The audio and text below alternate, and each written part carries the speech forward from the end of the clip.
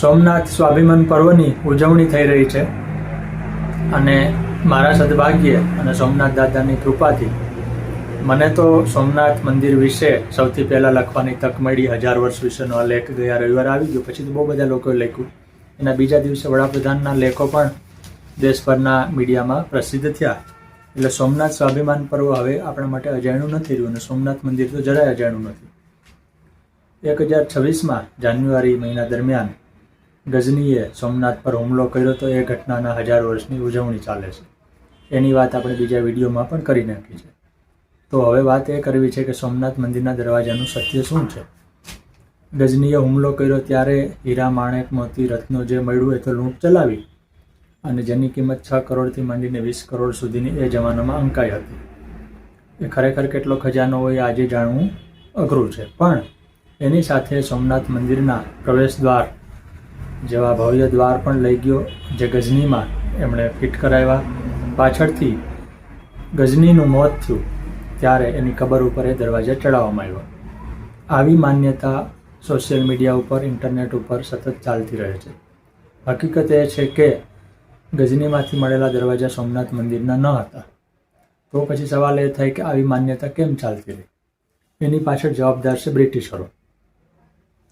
પહેલાં તો 1026માં સોમનાથ મંદિર ઉપર હુમલો થયો ત્યારે ખરેખર દરવાજા અહીંથી ત્યાં લઈ ગયા હતા કે કેમ, એ પ્રશ્નનો ચોક્કસ જવાબ નથી મળતો. લોજિકલી વિચારીએ તો ધારો કે દરવાજા ચંદનના લાકડાના હતા, તો ચંદનનું લાકડું અહીંથી ત્યાં સુધી લઈ જવાનો શ્રમ કદાચ ગઝની ન કરે. હા, દરવાજા ઉપર હીરા, માણેક જણેલા હોય એ તો એણે બધેથી મંદિરમાંથી ઉખેડી લીધા હતા. છતાં પણ માની લઈએ કે આપણે એને દરવાજા અહીંથી ત્યાં લઈ ગયા.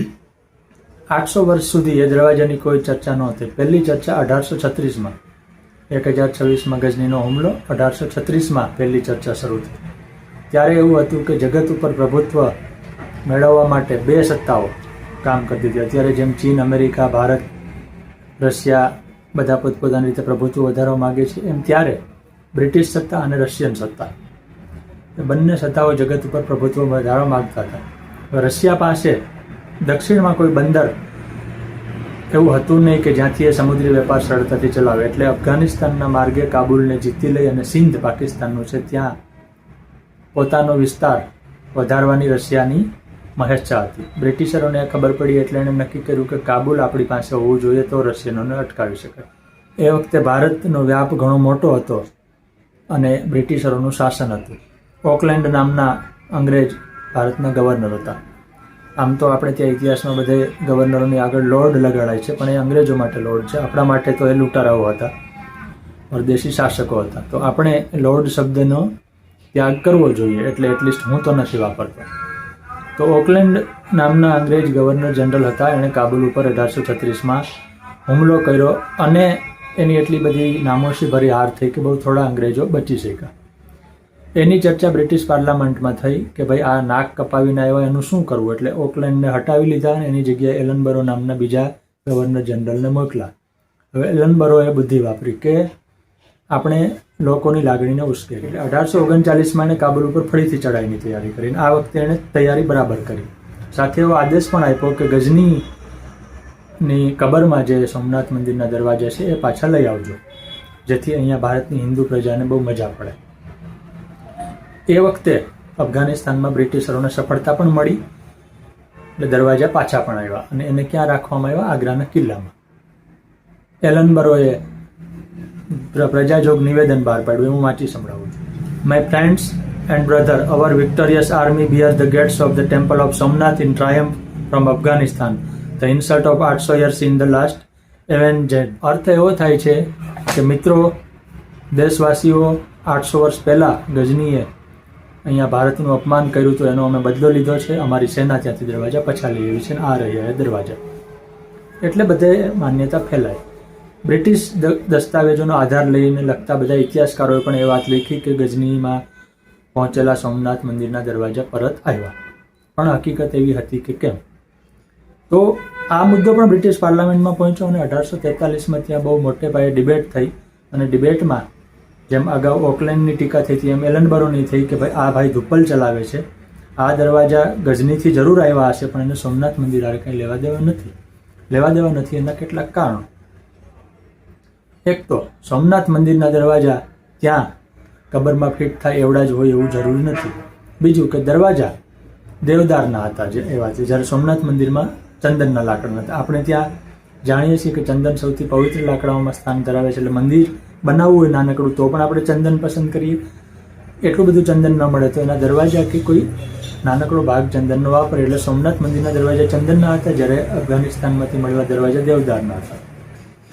દરવાજાઓનો અભ્યાસ કર્યો તો ખબર પડી કે એમાં કોઈ ભારતીય કે ગુજરાતી ડિઝાઇન હતી જ નહીં. સોમનાથ મંદિરના દ્વારની ડિઝાઇન કેવી હોય? એમાં ભારતીય પરંપરા હોય, ભારતીય પૌરાણિક પાત્રોની કંઈક વાત હોય, પૌરાણિક ચિહ્નો હોય. આપણે કોઈ પણ મંદિરનું શિલ્પ કે સ્થાપત્ય જોઈએ તો જોઈને આપણે એટલા માટે ઓળખી જઈએ છીએ ને કે આ ઈરાનિયન આર્કિટેક્ટ છે, આ અંગ્રેજ છે, આ ઇસ્લામિક છે, આ જાપાનીઝ છે, કારણ કે એનું ગૂંથણી બાંધકામ એવું હોય. જ્યારે આ દરવાજામાં એવું કંઈ હતું નહીં. વધુ મહત્વનો સવાલ એ થાય કે 800 વર્ષ સુધી એ દરવાજા ટકી રહ્યા હોય લાકડાના, કારણ કે લાકડું અમુક વર્ષે તો સડી જાય, આપણે જાણીએ છીએ, અને નુકસાન પણ થાય. એટલે એલનબરો જે દરવાજા લઈ આવ્યા હતા એ ગઝનીથી જરૂર આવ્યા હતા, ગઝનીની કબરના પણ હતા, પણ એ દરવાજાને સોમનાથ મંદિર અરે કંઈ લેવા દેવું નહોતું. પછી તો વારંવાર દરવાજાની તપાસ થઈ અને અંગ્રેજ સરકારે જ એ રિપોર્ટને માન્ય રાખ્યો કે આ દરવાજા સોમનાથ મંદિરના નથી. પણ ચર્ચા ચાલતી જ રહી કે દરવાજા છે કે નહીં. એટલે કેટલાક બ્રિટિશરોએ ભારતના ઇતિહાસના જાણકાર હોય એવા લોકોને પૂછ્યું. એમાંના એક હતા રંગોજી બાપુજી, મરાઠા નેતા. રંગોજી બાપુજીની જાણીતી ઓળખ એ છે કે 1857ની ક્રાંતિના જે મુખ્ય વ્યૂહરચનાકારો હતા એમાંને એક હતા. બીજું તો એની ઘણી ઓળખ છે, પણ અત્યારે વાત એટલી જ કે એમને પૂછવામાં આવ્યું તો રંગોજી બાપુજીએ બહુ સરસ જવાબ આપ્યો. જોસેફ હ્યુમ નામના અંગ્રેજે રંગોજી બાપુજીને પૂછ્યું હતું, એટલે જોસેફ હ્યુમને પત્ર લખીને બાપુજીએ જે જવાબ આપ્યો એમાં કેટલીક રસપ્રદ વિગતો અને ગળે ઉતરે એવી વિગતો પણ છે. એ વખતે એવું હતું કે મંદિરને આ દરવાજા ફરીથી ચડાવવા, એટલે બાપુજીએ લખ્યું કે આ મંદિરના દરવાજા ફરીથી ચડાવવા એ કોઈ રીતે લોજિકલ કે તાર્કિક નથી. ધારો કે એના જ દરવાજા હોય તો પણ એનો અસ્વીકાર કરવો જોઈએ, કારણ કે ભારતીય ધર્મમાં મૃતદેહને સ્પર્શેલી તમામ વસ્તુઓ અપવિત્ર ગણાય. આ દરવાજા ક્યાંથી આવ્યા હતા? તો કે ભાઈ ગઝનીની કબરમાંથી. તો જે કબર એટલે કે મૃતદેહ ઉપર ગોઠવાયેલા દરવાજા છે એનું સોમનાથ મંદિરમાં શું કામ છે? એ દરવાજા અમારા હોય તો પણ હવે ત્યાજ્ય છે, એનો નાશ કરવો જોઈએ, એ સિવાય કોઈ વિકલ્પ રહેતો નથી. એટલે એ ચર્ચા ઉપર ત્યારે પૂર્ણ વિરામ મુકાયું. તો વળી બીજા કોઈએ પણ એવું ચલાવ્યું કે મંદિર સોમનાથના નહીં પણ જગન્નાથના હતા, કારણ કે અંગ્રેજો સોમનાથ જગન્નાથ બધા ઉચ્ચારો સરખા ન કરી શકે તો એ ગડબડ કરી હોય. એમ હોય તો પણ એ વાતનો ઐતિહાસિક પુરાવાઓ ખાસ મળતા ન હતા. પછી તો સાદી બુદ્ધિ વાપરીને દરવાજાનું માપ કરવામાં આવ્યું, ત્યારે ખબર પડી કે સોમનાથ મંદિરના જે દરવાજાની માપ સાઇઝ હતી એના કરતાં દરવાજા નાના હતા. શંભુપ્રસાદ દેસાઈના પુસ્તકમાં સાઇઝ લખી છે કે આ દરવાજાની પહોળાઈ 9.5 ફીટ હતી અને ઊંચાઈ 11.25 ફીટ હતી, જ્યારે સોમનાથમાં જે સિંહ દ્વાર ગણાતા મંદિર છે એ 17 ફીટ પહોળા અને 13 ફીટથી વધારે ઊંચા હતા. એટલે કે દરવાજા ઘણા મોટા હતા. તો એ દરવાજા આપોઆપ નાનો ન થઈ ગયા હોય અને કપાઈ ગયા હોય તો પણ ખબર પડે. મૂળ વાત એટલી કે ભારતીય લોકોની લાગણી ઉકસે, અને ખાસ તો એલનબરોના વખતે રણજીતસિંહ પંજાબના મહારાજા હતા, એ હિન્દુ હૃદય સમ્રાટ ગણાતા હતા. તો લોકોમાં એને એવી છાપ બેસાડવી હતી કે તમારા હિન્દુ હૃદય સમ્રાટ રાજા છે, એ દરવાજા જે પાછા નથી લેવા એ અમે લઈ આવ્યા છે. પણ હકીકતે દરવાજા જરૂર લઈ આવ્યા હશે, એ સોમનાથના મંદિરના દરવાજા હતા નહીં. સોશિયલ મીડિયા ઉપર છાસવારે એ પોસ્ટ ફરતી રહેતી હોય કે મંદિરના દરવાજા અહીંયા, ધારો કે દરવાજા હોય તો પણ એ સોમનાથ મંદિરના નથી. મહત્વની વાત એ છે કે 1000 વર્ષ પછી પણ આ દરવાજા અને સંબંધિત જે વિવાદ છે એના દરવાજા આજે ખુલ્લા છે. જય સોમનાથ.